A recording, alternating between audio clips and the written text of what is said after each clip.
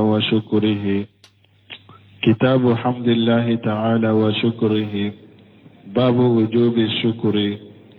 قال الله تعالى: فاذكروني أذكركم واشكروا لي ولا تكفرون. وقال تعالى: لئن شكرتم لأزيدنكم. وقال تعالى: وقل الحمد لله. وقال تعالى: وآخر دعواهم أن الحمد لله رب العالمين. بسم الله الرحمن الرحيم، والصلاة والسلام على نبينا محمد وعلى آله وأصحابه وسلم تسليما كثيرا. سبحانك لا علم لنا إلا ما علمتنا إنك أنت العليم الحكيم. أستغفر الله الذي لا إله إلا هو الحي القيوم وأتوب إليه. اللهم انفعنا بما علمتنا وعلمنا ما ينفعنا وزدنا علما. بيتراتا سوي ذريا بكلياني كمناني أن الديناني أن ولون فلا. شهر ربيع الأول من هجرة سانكالو سبنا بسوني ومغني ناني ناي. ميلادي النصارى وكجاتي بافولاري مغني دورو سانكالو كونونتونا بسوني وتاني وورو ناي. عند دورة بغون مسجد رجاق وامبو كونو درسوا بالحافظ النووي aka kitabu kono riyadu salihin bonda minna ko kitabu hamdillahi ta'ala wa sukurihi ko hadisa aya munu ni hadisa munu nana udo farale nyogonka alaka tanunila ala min korota lendo ana barika dali kofa ko babu wujubi shukri kunni ne bondaye wajibra anka alattanu kofa ye ayaw dofo sani anka do darasula sarahula bil munasaba ande riyadu salihuna darisuddi minye taratasu Ibn Baz rahimahullah anyininkara nuru ala darbila ukoy bumbaji ma fi badil masajidi wa qasatan ba'da salati al-asr yaqra al-imam aw ihda al-iqwa عدة أحاديث من رياض الصالحين في كل الليلة فهل هذا الأمل من البدعة يكوي بومبازما كون مشيرون دولا كو كريكري بولوكا لغسر كوفي كو المامي وبي بالما دو أبي حديث الدمدو كرا riyadi salihina kono lagasara kofe ewa suwosu alimami ube ambalima do suwosu abe hadisaw dokkala riyadu salihina la yalaw ye bidiya ewa bumbaji ya jabi aqul laysa haja bi bid'a haja min at-tazkir wa ta'lim akon ninte bidiya akon ni hakli jigide ani kammo lakala yanna haja min babi talim li jamaa wa risadihum akon ni nyede ka jamal la dunya anuku bila sira ila ma yanbaghi lahum min kaka uye ni nyede ka jamal lakala ku bila sira kata fenna min kaka uye والدروس في المسجد بعد العصر أو بعد الإساء أكو درسوا مشيرون لا lagasara kofe ube safo kofe aw fi ayi waqti ube waqti ka derisu ke misiri la li talim li jamaati aw talim li hadirina pour ka jamal lakala ube mogo munun nana misiri la ku lakala haja kulluhum matlubu akon nimbe nyini nende do an fe an kake o kofe ko nyini kalikan namu o kofe ko haja min babi talim akon ni nyene mogo lakala bondade donc wanye min fo ka derisu di misiri kono salli wakatu kofe o te bidiyai kitabu dobe ko ila musajidi bi ahkamil masajidi li imam Jarikas ako kitabu in kono nimero keme fula ani nimero keme saba ani muga ani shegi yoro ako yustahabbu aqdil halqil ilm fil masajid ako akanunendo doni shigi o kake misiri kono ka ke jamaye mogola kala misiri kono ko kanunendo wa zikril mawaiz wa raqaiq wa nahwiha ako anika wajilu fo anika kuma fo munun be hada madawun dusuku magaya ako wal ahadithu sahihatu fi zalika kasiratu mashhura ko hadisa sahalen min nana wala ko bangallen do kacca fana ka fo ka sigi misiri kono ka mo lakala ko hadisa sahalen min nana wala ko kacca kosobe o donen do fana qalahu an-nawawi fi sharh at-tahjib akon nawawi yo fa ka kitabu kuno sharh at-tahjib wa naghala ibn batali fihi al-ijma'u nawawi ko koy ibn batalu ko koy ijma'u de boka doni ka babbe de benen boka salli waqtu ko fe ka derisu ke misiri kuno ko doni ka babbe benen boka wa qad warada fi fadl halaq adh-dhikri ma la yaqfa ako hadisan nana minye hada madon ka sigi misiri kono kan jogo hakli jigi ko hadisan nana wala hadisan munun do golento atara hadisata mimbe ibn majah kun albani ya la sahab annabi hurairata anni nabi sallallahu alaihi wasallam wa hadisana nabi hurairata bulu kabon nabi ma bulala ka tanuna kisibaka ko man dagala masjidana haja li yuallima khaira aw li yata'allama kana kal mujahid fi sabilillah ciden ko konni mo gomme ciden kamba kam misirima konni mo gommin don nan kam min an kam misirimin fulene nye ni mo gommin don na kono pour ikakala ube ikam mo la kala herala ko barajibe ko mi jahadu kala donc baluma don ko baw nyin karani no ya hadisa chaman fola ko hadisa do na ciden tumbe dondola ayesa fo ya garuya fo sutilanche tara abora kana sallunu ye aw ako mogo to sirnora aw bake ka safo makono ciden be wajilu min fa ya fuye ani uye muslimu ya hadisa min nati aw ko cide sallallahu alaihi wasallam adondo la ye fajiri sallini uluye ku waju fo sallihana sallifana sele aye sallifana salli akontina wajulula fo lagasara sele aye lagasara salli a kontina wajula fo futuri sele ayu la salli ka kontina wajula fo safo fen kan ka fuye odo ubo hadisa unati ube sagi ka fo don kuma ube sagi ka fo ko ibn abbas ibn mas'ud ko farda sallu ko fe ko nunun tumbe derisu di mogoma farda ko fe ewa ko ka derisu di misiri ko no farda ko fe nasru o yesariyade derisu di cide ma wakati ma kere ala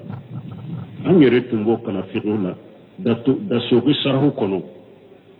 jawahir al-akli mughtasaru khalilu da suqu ka sarhu kono anya ayo o kono nya kala kono ako wa ma qira'atul ilm fil masajid fa sunnatun qadimatu ko minye kadoni kala misiru la ko ye sunna korolende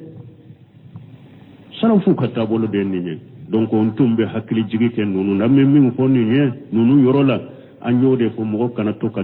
teliyani teleya ko be fatawawte aye sagi kata dole ke baka bawma kitabu de be kitabu yerew de kitabu kuturu de be munun dilala misiru ka kiru kola ayo kitabu kala ila musajid bi ahkamil masajid li jarkas ni taro ta ubo misiri dersu ubo fo o ye sharia de mbalimu ijma'u de ye nawawi yo fo muhajjabu kona ko ye ijma'u de farda sallu ko fe jama be hadariya misiri la o watile kam mo lakala bu babi ko suwosu akake suwosu ikake we bombaji ni ka suwosu akote bidia o ye mo la kala de wote bidia donc don ko ko ikam mo la famu minna anyo kala riyadi kono katemo ye wajibu sempulu nununde mette dirisuni taalimu wakati ma kere wala misiri kono ibese ko ke wakati be misiri kono mo kan nunu famu tumbe hakili jigi ke nununde la hari bini mo min tara kitabu sege nete se ka befo fule ka doni de fo doro donc ijimau de boka ijimau be min kan ni etaro o ke bidiyai ebe sunna sugu jumanka ube eye dina famu chogodi mantom be nembe min kan ni etaro ke bidiyai alaka hatin mandama ako babu wujubi sukri tumama yofa ko qala Allah ta'ala fazkuruni azkurukum alaka yenne kosuma baw kosuma waskuru li wala takfuruni wa qala ta'ala la in shakartum la azidannakum wa qala ta'ala wa qul alhamdulillah wa qala ta'ala wa akhiru da'wahum anil hamdulillahi rabbil alamin bunu semunu makuma ni ayaw ko sarahu bena nyefe ambe do sarahu la yemun foya ako sarahu qala al muallif wal hafiz an-nawawi rahimahullah ako muallifu fuko tangali kala min nawawi ala kanema babu hamdulillah wa shukrihi konni nyebondaye ka ala tanu ani kala barkada حمد الله يعني وصفه بالمهامر والكمالات والتنزيه عن كل ما ينافي ذلك ويداده حمد يمونye ka alam mankutu ni tanuniye ani dafali ka alam mankutu ni tanuniye ani dafali ani ka ala seneya kabo mimbe tanuni ani dafali ke tanuni ni gafali ni tanuni tana ani dafali tana ani ka ala seneya kaboma ore hamudi fa huwa subhanahu wa ta'ala ahlul hamdi ala seneya be ala min korta lendo tanu dunkede do yuhmadu ala jamili ihsanihi wa ala kamali sifatihi jallan wa ala mal mahabbati wa ta'zim ala betanu akan nyuma ewa ka ko nyuma unkelila ani akan mankutu dafaluna musamman ka bakoro talelo kafara namba kanu amba boya ka alatanu ni akan nyuma abe ko nyuma munun ke katanu oka ani mankutu dafale munun bala katanu oka kafara akakanuka ana ka boya tanu yeninde وقد حمد الله نفسه في ابتداء خلقه ألا يا يرتن دانفون دالي دامنا وقتي ألا يا يرتن وقال لكم الحمد لله الذي خلق السماوات والأرض وجعل الظلمات والنور ثم الذين كفروا بربهم يعدلون ألا تنبدا ودانفون دالي كفو وقتي من أيا يرتن أقوتنوا بألاي مسمي يسانك بولون فلا دا أندق ما كلون فلا وجعل الظلمات والنور كالدبدا كالنور دا ثم الذين كفروا بربهم يعدلون وكفر مغمنون كرا كافروا ولو يفنورني على دمنا كني كوباتو كفر على تا وحمد نفسه على تنزيهه عن الشرك والند على يرتنو tumami aya yere seneya kabo shirikuma anu batu fenworo batolin aya yere tanu yoro fanana faqala alako wa qul alhamdulillahi alladhi lam yattaqi walada wa lam yakun lahu shariku fil mulk wa lam yakun lahu waliyyun min ad-dhull wa kabbiruhu takbira ala ko fo qul mahamura fo alhamdulillah tanube alaye alladhi lam yattaqi walada masamina mademmina ولم يكن له شريك في الملك جنيغون كي على فنا كم مرللا ولم يكن له ولي من الذل ايوا بيسنيغون كي على لا فنا كو ابد سفن كو بادمه وكبره تكبيرا يكا على بونيا دامبلا دونك يا يري سنيا تمامي atumba yere seneya kabo mushriku ka mushrikiyama aya yere tanwe wa hamida nafsuhu jalla wa ala inda intihai alqalqi dan fun nka dalibani waqti ala ya yere tanu faqala subhanahu wa ta'ala ala ko masami selana portalenu wa tara al malaikata hafina min hawli al arsh yusabbihuna bihamdi rabbihim wa qudiya bainahum bil haqqi وقيل الحمد لله رب العالمين على قوة الملائكة أقول بهم ملكوية هافين من حول الأرض نوبس وجو كالارشي كاللامنمن كاللاكوري وبلا ابن ملكوية نو كوري لمبه لارشي كرفه يسبحون بحمد ربهم نوبه سبحان الله فوكي كوتيجي على التن وقضي بينه بالحق ala ye kiri tige danfew ni ɲɔgɔn cɛ ni tiɲɛ ye wa qila danfew yɛrɛ ko alhamdulillahi rabbil alamin tanu bɛ ala ye danfew bɛ tige ala y'a yɛrɛ tanu ni yɔrɔ fana la fa huwa jallan wa ala mahmud fi ibtida'i khalqi wa intihai khalqi wa istimrar khalqi aw ala tanu nen do danfew dali damina ala tanu nen do danfew dali ban wakati ala tanu nen do danfew dumeli ukadali kuno ala tanunendo wa mahmudu ala ma anzala ala abdihi min shara'i aw ala tanunendo ayes sariya min jige aka jonka lai ayes sariya munun jiga aka jonka ala tanunendo o sariya uka bal mahmudu ala kulli hal bal ala tanunendo la hala bela ولهذا كان النبي صلى الله عليه وسلم إذا أتاه ما يسره قال من دقصو ciden tunkera ni ko nana ciden ma min ba ni sonjiya aba fa alhamdulillah alladhi bi ni'matihi tatimmu salihatu aba tanube alai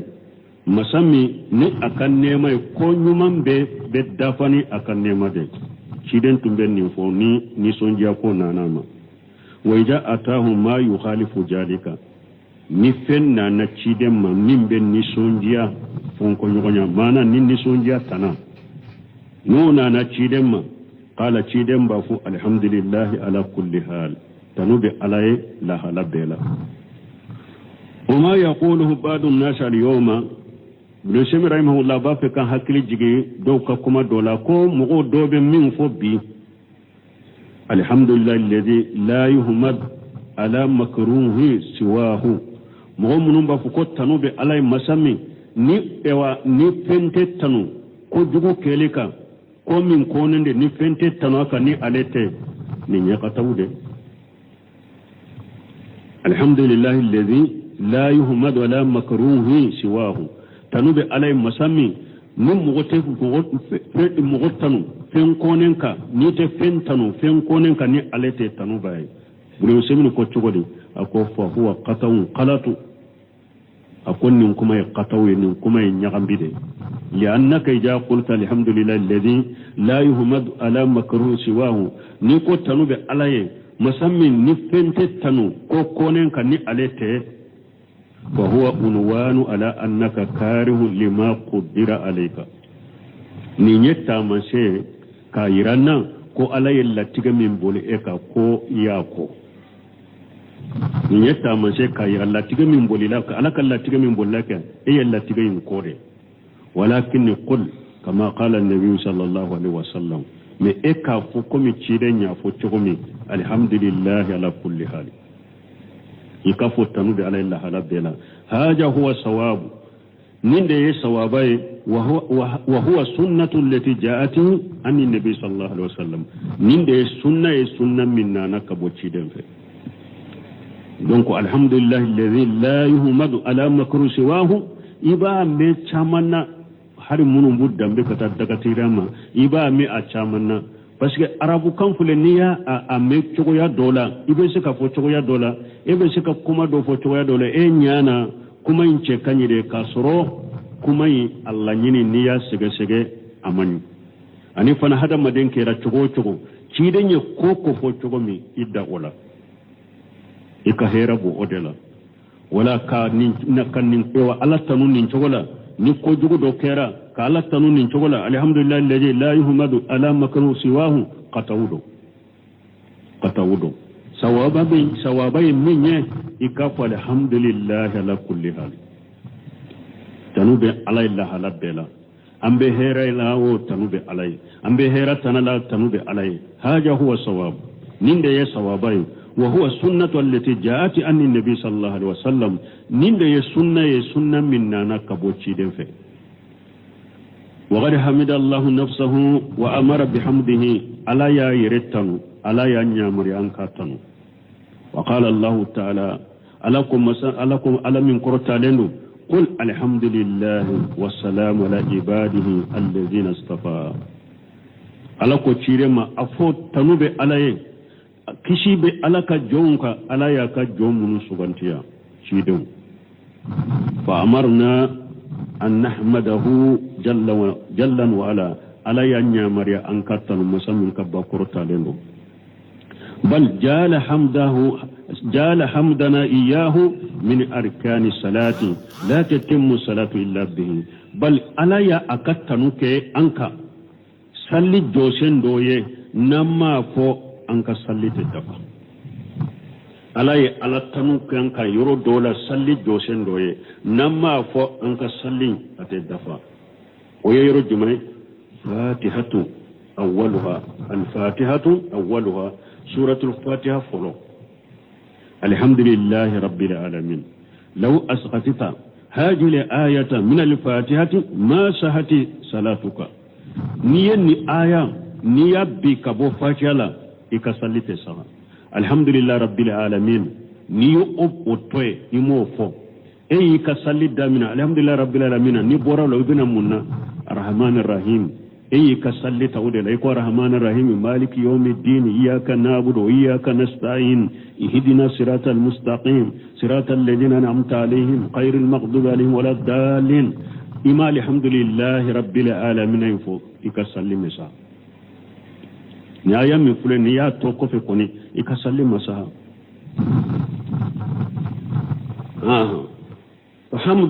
فحمد الله تعالى واجب على كل إنسان على كتنوني واجب لحد مدين كلين كليكا وكذلك الشكر أبو تقول على كبركة الشكر على إنعامه كعلى بركة كنيموك كم أنعم عليك من نعمتي على النعمة جلي تأكا أقل وسلامة أقل من حقلي وينمي وسلامة بدني فريقلو كشيلي كيكا فريقلو كشي إيه وينمي ومال كنافلو ديما وينمي وأهلو كدنبايا ديما وينمي وأمنو حقلي شيغي وينمي نعم لا تحصى نعم منون تسكا جاتيري ألا يوكي إكا وإن تعدوا نعمة الله لا تحصوها ناي ألا كان نعم جاتي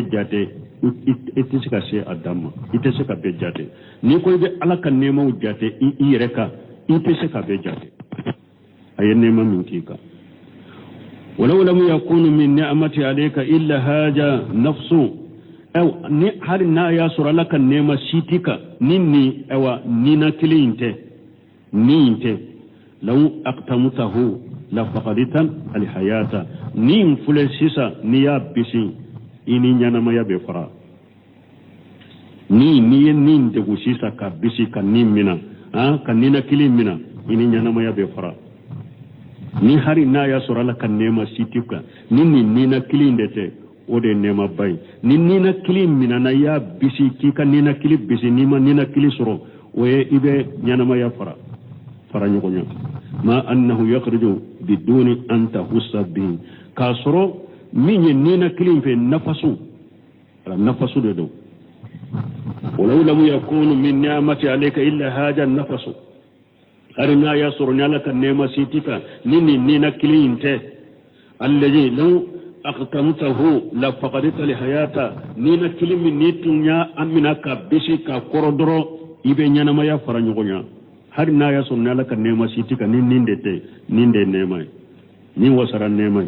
ma annahu yaghruju biduni an tahussa bi kasoro nina kilim fule abe boyte ete sobalade ete bo kala mayre ibe nina kilim be boyte ete sobalade ete bo kala ma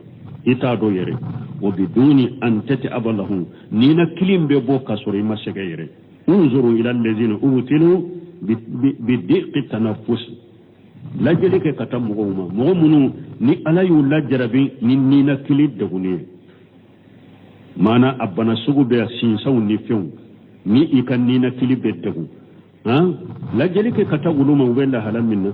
kayfa yatakallafuna inda idkhali nafasi wa ikhrajihi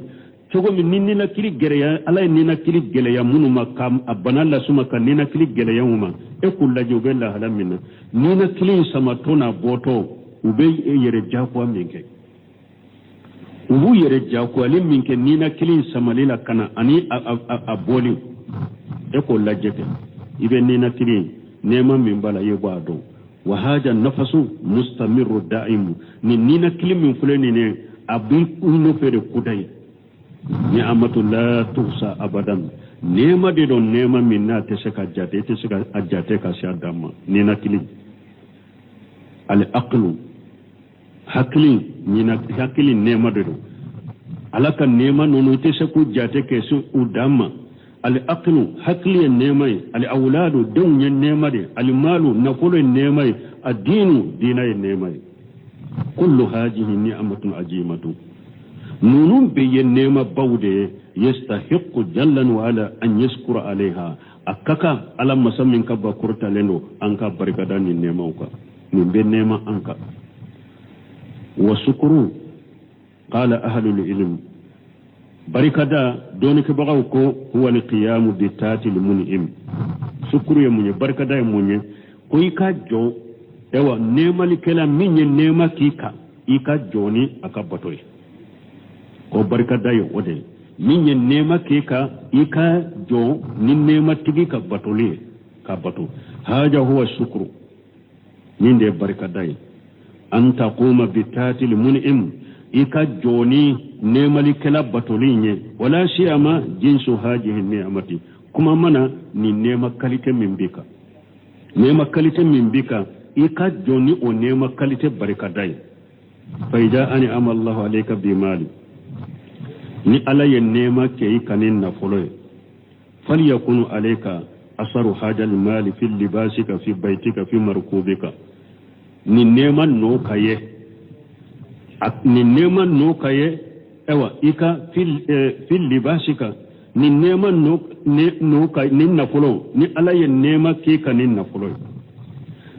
no kaye idon finula nafulo no kaye ika sola nafulo no kaye ika yele nan kafuna wa sadaqatika nafulo no kaye ika sadaqati bola wa nafaqatika nafulo no kaye ika nafaqati lira fal yura alayka asaru hajal ilm wote وصدقاتك ونفقاتك ليرى عليك أثر نعمة الله عليك في هذا المال donc pour ni nema noka ye ila ni na folola mana buno semino ko nema kelenkele dirima nema kalite mindo abarka daye munye ni na folo ne ala ye en nema kan na folo de dima na folo in kaye anema kaye ikadon finula anema kaye ikasola anema kaye ikasarakati ikayele nan kafeuna anema kaye ikasarakati bola anema kaye ikanna fakatirila donc fon ninna fulo nema kaye ilade ne shebe ni setigi de men ni mo ye fantan finu de be ela finu korolew finu nogolew ulu de be ela ala yenna fulo min de ema imala barkada ni na fulo min dirima she min dirima ka fini do ni yere jirate wasote basite walaw me eye se tigiye fantanfinu de be ela o fana be nafolotigi caman de ko parce que sisa ko ni man nunun de ke ku ben doni nafolotigi de konte nyere soro ben deli de o de ato nafolotigu do be fantanfinu de do ni ya ye ibe alakali sarakati minana de do bo ke munna ko parce que mugo kana ale do ko sheba ye nu be to ka dele ko ka haju yirale la ni ni alaka nema barika da baliya de ni ala ye nema tiye akaye ika don finula anno ka ye ka don finula ni waso ni yere jirate abo chogo kelena awa akaye ika soula do ala ye nema kaye so chaman de ba yere bora jone aba lokaso mina me ayere bel ewa so do la lokaso de la kon kana yen ka damana so kono nu ba jate fembe bolo ube kabila kana to kana jiginka nimbe ke dunan jatigiye abe lokaso de la kasoro so chaman de baburo se tigido imala ala kan nema barkata ube abeta so lankolondo abeta do okono fantanso abeta do kono kasoro seba ye so chaman jole mbabula bo lokaso mina imala barkata ni ala ye nema kiye asoka ye ibolo ikake akono ni ma keni wasoni yere jirai ala barka dalidero ikayele nan kafe akaye ala seba tigi de mobili sebe me moto de babolo kon kan yere ka kunko chaya moto de babolo ube a se tigi do yere aben de soni desa abode ka mobili seba imala barkata koni nyera mobili kono dro awa ube unjate fentigi de ne fana kani e jamatigi de dongodo dobe na jondala dama ala barkada ni alay nema ki ayrenan kanfe o ka soro ibolo wa sadaqatika ika sadaqati ni ala ye shekiye na fulo abarkada e munye ika ke sadaqati bolay fantania ye setigi ebe kiin kono eni fantom be kelenye e donente kiin kono eni fantom be kelenye imala barkada ube kiin be sigi nyogo bebe e controla shefana be na fulo batigi de ima ala nema barkada wallahi ni kera sarakati bolay sigi nyogo wakati be sarakati be duma balma suru sarakati be duma fantom sarakati be duma ube bili controla munna me e setigi bafule kiin kono idonente ini fanta unte bonyogona itege kajja ajale kasa kasa foi tetila ila minte alla kan nema barkal dalil wana faqatika ikan nafaqati shetigu dobe ni tara ka sokono fantanna kam musobe mindu ate duwa ka sokono hara dumuna tese kaddu a setigu dobe bana nu tara dogotoro ye ni dogotoro ye lajo ba ko foyti la ni kungote ni ma dumuni ke be sa setigi do fana me hara dumuni atese ka du dumuni nyuma tese ka tobe aka sokona ka demba ya ta do adere ta du ninte ala ka dema barka dali de ni ala ye nema kiye ka se kiye dumuni nyuma tobi ika demba ya ka dun ka fa ika dumuni nyuma duma oriati ko Sheikh Ibn Baz rahimahullah ni alebe mochi kata sugula kota iride nyina nye aba foka faraka iride nyumo lube to moy kusa iride nyumo nyini munun kanyu lube nyine kala donc ni nema keray ikan na fakati akaya kono me ko be fantandumuni de du ka du kono ube ni fantala ala e don no yaay dom na be min to be fs tigite soko o to be ite soko dilay ka soko ni muso to do o tala barka dali donc na folo barka dali fule ninye na folo no kaye ila asar ako ni doni fana de do doni wa nafaqatika li yura alayka asru ni'matillahi alayka fi hajal mal bil ilmi aw barka dali ni doni fana ye ni ala ye doni de dima barka dali ye munye ija ani amallahu alayka bil ilmi ni ala ye nema ki kan ni doni de fal yura alayka asru hajal ilmi aw min doni non kaye ano kaye ila de min nasrihi bayna nas ikat doni chari mugoni nyogonti eye doni ke bawo de kin kono iye doni ke bawo de sigi nyogon la dugu la mugo teyni kalambalu bo nyogono mogotiye ni be sigi ka mogola kala mogotiye ni be sigi ka mogola waju mogotiye ni be nyamaralike ni be balilike mogotiye ewa ni be ka dina cinya fo mogoyo ita ke ka doni cari doni ke ba de ye fana ini ewa don ewa jahilu te bonyogona ima ala barkada de doni ala barkada le munye doni la ika doni cari mogoni nyogonce wa talimihi nasa ewa ika mogo la doniya doni la kula kala wa da'wat ila Allah azza wa jalla anika mogo wore kata alama masamin ka bakoro taleno wa khairu zalika anin nunu na nyogona nunun fana de doni barkadali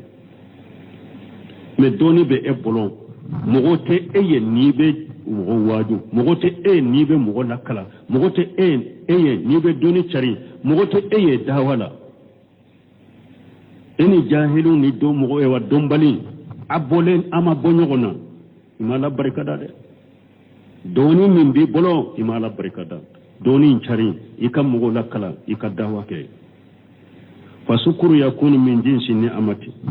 awa barkada bekeni nema kalite de allati an'ama Allahu biha alayka aw bi amma alaye nema minke ika o nema barkada ube bi amma ube alaka nema barka gorobali mbe ikoke nema bika ni nema kere min bika o nema barkada aw bi amma ube nema bika ika nema gorobali bika ika be barkada ke alay ijan famani asallaha fa innahu lam yaqum bi shukri ni'matillah wala ni mogo min ye ala soso ima joni ala barkada le de ala soso be ama ala barkada ya annahu kafara bi ni'matillah parce que ay ala kan nema fisru waliya izu billah ambe ala tanganya ala kan kisoma qala allah ta'ala ala min qurtalenu ألم ترى إلى الذين بدلوا نعمة الله كفرا وهلوا قومهم دار البوار جهنم يصلونه بئس القرار الله سوسو بغا على بركة بغا تري ألا من كرتا لندو أكو ألم ترى إلى الذين بدلوا نعمة الله كفرا أكو إما لجلك كتام مغميك كبكو أولا مغم مني ألا كان نعمة بركة ويوفالي يسر ولياي وحلوا قومهم دار البوار ويوكم مغوجي حلاكي سوكنو حلاكي سو الجمعي جهنم يسلونها وبيدو جهنم يكون اللاغرة وبس القرار وكسبت يرجو يرى فلآشي على سوسولا لم يقوم بشكر نعمة الله عز وجل على سوسولا مجوني على كبركة مثلا من كبكور تعالى وينقص من شكره بغير ما أتى من الماشيات أكبر كدن نغسلندو ewa ni ala soso hakke min bala de akala barikadan nagasilendo ni wa hakke na kala soso hakke hatta law qala al insanu bil lisani ashkuru lillahi hari ni hadama denya foni adaye be ala barikada be barikada ke alaye wa huwa ya ashillah atigi bake ka ala soso fa innahu lam yasduqu fima qala otigi machinya fo yeminko hari ni mo ya foni andende alhamdulillah uba shukran ashkurullah uba shukran lillahi be ala barikada uba barikada be alaye ka fara kala sosola do ayemmin fo annen ka bake kala soso min ka machinya fo amachi man fo ala barikada le na be ala soso de ka fa shukru huwa alqiyam bi taati almun'im barikada munye ka joni nema likela ika joni abatoy ode barikadali wa shukru lahu faidatani ajimatani ewa ala barikada nafa faida bele ba fulabala minha abu faida ukono al-i'tirafu billahi ta'ala fi haqqihi wa fadlihi wa ihsanihi ni ala barikada a faida doye munye yere i jora ewa iye jonko ala fo ka sabati mana iye ala ka hakke sabati yala ka hakke sabati kala ka fasamanta kala ka nyuma ya mimbeka iyere yo sabati yo tiya tiga ko sabati wa minha abe barikada faida ba annahu sababun limajidi ni'amati ala barkada ye sababu de nabi kan nema jiri bolo nema min bu bolo naba jiri kullama sakarta jaditan ni'matullahi alayka jiditan ni'matullahi alayka wakati ni ala barkada ala kan nema be jiri qala ta'ala alako ala min qurta leno wa ta'azzana rabbukum la in sakartum la ajidannakum wa la in kafartum inna azabi la shadid alako wakati ni itigi ala yawla dunya la in sakartum kunna yanni ala barkada la ajidannakum nema min baw bolo be do faraka ba jiri wa la in kafartum min nayanni ala fisr waliya inna ajabi la shadid nkalla jabaka gelade barkada bal yalla jaba do yemunye nema min bi bolo nima ala barkada droga aba minila nema imbe bosila meni ala barkada nema min be bolo ala ba jiri de meni ala fisur waliya ala kala jabaka gelede ado yemunye kan nema im bosila ija sakara li insanu jadahu allah ni hada madanya ala barkada ala bi jiri wa ija kafara arada nafsahu li azabillahi min niye ewa ala fisur waliya eyi yeredi ala kala jaba mad wa ajabullahi ta'ala shadidu ewa ala kala jaba fana aka gele wa qala allah ta'ala alako alam min qurta lenu ya ayyuhalladhina amanu kulu min tayyibati ma razaqnakum washkuru lillahi alakum mu'minun aw munul liman yachiya lama ne ala yaw garjage fen ñuman mununa ne ala yaw garjage halalaw munuma aya adu waskuru lillahi akala barakataka kulu min tayyibati ma razaqnakum ne ala yaw garjage fen duma munuma ne ala yaw garjage halalaw munuma ayo du waskuru lillahi akabarakataka alai وشكر لله تعالى على هذه النعمة التي أنعمها عليكم وأشكر لله تعالى على هذه النعمة التي أنعمها عليكم أو أي على بركة على ين النعمة منك أوكا أي على بركتك وسهل لكم الوصول إليها ni ala ya nogoyawuye ni nema ni ningarjage ni ala ya nogoyawuye asherama ayala barakataka fa wasalat ilaykum min ghairi hawli wala quwwati ni ala ya nogoyakawuye na usera ni nema mima ni ala ya nogoyakawuye ni nema shere awma kasoro ka yele malite aka fangate hajihi tajibatu maana ni fen daga mulen allati taakuluha ni fen daga mulen min ni bake kadu e sera ni fen daga mulen makadu ni fen daga mulen sera e maka iya do kasoro ka yele mate ika fangate tajibatu allati naakuluha hajihi tajibatu allati naakuluha ni fen duma munun nambake kadu لو شاء الله تعالى لم نقدر عليها ناتون دار عليه أنت الشيء كان نصره أنت شيء ولا كسره إما لأسر فينا أنت شيء كسر منا إما دشة بنا إما أنت شيء كسر ندشة وإما لفقر هذه النعمة إما أنصر من نعمة مفلنا ما قبل أتي na tunjara le ni nema munu ni ngarjaga nyuma munu nambudu antun fusoro imma anake ubede me desebe aunde la shetanye kasoro imma sebe anye kasoro me alaba manke yereda lete sorode ate yerede janko annasa qala allah ta'ala ala qala min qurta leno afaraytum ma taharusun ala ko yinkibari abesene ke fe munu sene أنتم تجرؤونه أم نحن جارئون أو دبو فلوا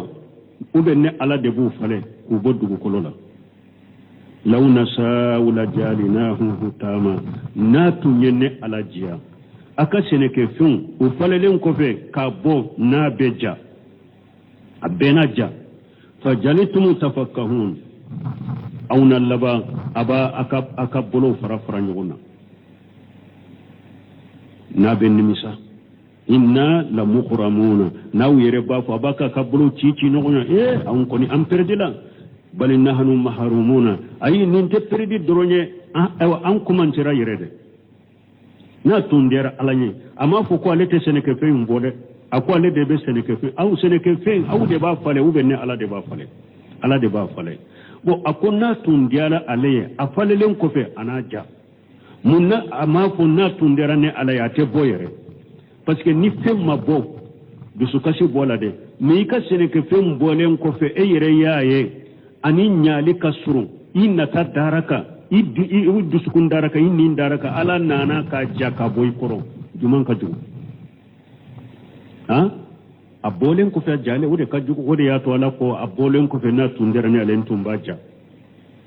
ni ka seneke fe njara o ko fe abolen ko fe ini bolo fara nyono ne perdela parce que hadi nye ewa angere min kala mpedela nye jimi saka do akoro ewa seneke la munu sara baraki la munu sara mpedela ini bolo fara nyona Allah ba inati ay dona ko nte perdi yerede nkumantira yerede ne ko ma foyde so perdite afaraytumul ma ala ko yin kibari jim alladhi tasrabuna abe jimimi antum anjaltumuhu min almujni am nahnu almunjiluna ji sanji ne ala de ya jige kabo kaba nola ube awde ya jige ko sanji wele law mo de wese ka sanji wele adaji ta tai anyeji ta tai ona sanji bo sanfe ka jige sanji wele la yere ka ewa sene ewa forobe jawo aw be wuli kata o segere abe wori dama abe nyow dama abe balo dama afana be baraw doke nyaye nimmina akana jigi fo ka shaka dugula de ni awtara ayo don tile fula tile saba ni ala ani ala kala tige benna ni sanji nana awan ka sanji wole lende do ha ni sanji min wole wode do sanji be bolo ala ko sanji min be jigi kabo kabano la ede ya jigi awde ya jigu be ni ala de ya jigi ala de ya jigi ولو نشاء وجعلناه وجاجا فلولا تشكرون ناتون جارني عليه جين جيلين كوفي ناتي كوكو جيا تشكامي او تعالى بركه دانونكا اما فو ناتون جارني عليه انت جين جيدي وفنا ناما جيجي فنجي جيجينا ادالون فلي كرو من نغو بلا ما تشكامي اني اتي يره جمان كجو ابي كرو تشكامي na tun jara ni ala jin jigilen ko fe mba ake kokoje atese kami afala taskuruna aw ta'ala barikada afaraytum an-nar allati turuna ayun kibariya tasuma minna bake kamene kaka dumunu to binaye antum ansatum sajarataha tasuma logo min ni ba fe kamene tasuma in kono logo yiri aw da yada abake kan logo min mene logon yire awda ya dawa amu nahnu mushiuna ube nede logon yire da nahnu jalina hatta zikirata awa nin tasuma min fulaw bolo ne ala de nin tasuma kawuma hakri jigi fenye na ba hakri jigi la bara tasuma la jiya tasuma kera hada madenye ko fula de bala fulo jiya tasuma kera hada madenya be hakri jigi la bara tasuma la ima ne dinya tasuma magara do sena uga magara bo ala kan kisi jannaba ma tasuma mani koy akera kaw hakli jigilla gara tasuma de la kelay afulana wa maka lil muqwina anika tasuma inke damu fe tamaddu fanaye ni mo mi be tamadde nyala su dibi do ni la yoro dola iba fe ka jige ibe tasuma mene ka yeleye pour kuno fe on kana gerila ibe tasuma mene ni nene wakati de kan nene nyoni nay ni be kungo kono la ibe tasuma mene iba fe ki ka dumunu min tobe kungo kono na dumunu in tobe ni allah tasuma ke damu e tamadde wonye fal muhimmu la nyini anna alaina an nashkura ni'matallahi abanka anka alaka nema barkada wa yakuna shukru min jinsi ni'mati barkada in ka ke fana nema kalite min be bolon barkada in ka ke nema in ka kalite فتبذل من العلم والمال بحسب ما أتاك الله عز وجل يكدوني شري يكن فلو فنا a cari ala ye doni hakke min dima o doni cari ala ye nafolo hakke min dima o nafolo cari ashihatu aida keneya fana b'o cogo la ni ala ye keneya de dima keneya yin ke ka dina defa ka hadamadenw ka kow ɲɛnabɔ ashihatu aida anta ataka allahu shihata ala ye keneya di ema wa nasata ala ye farfoni di ema wa hataga ikhwan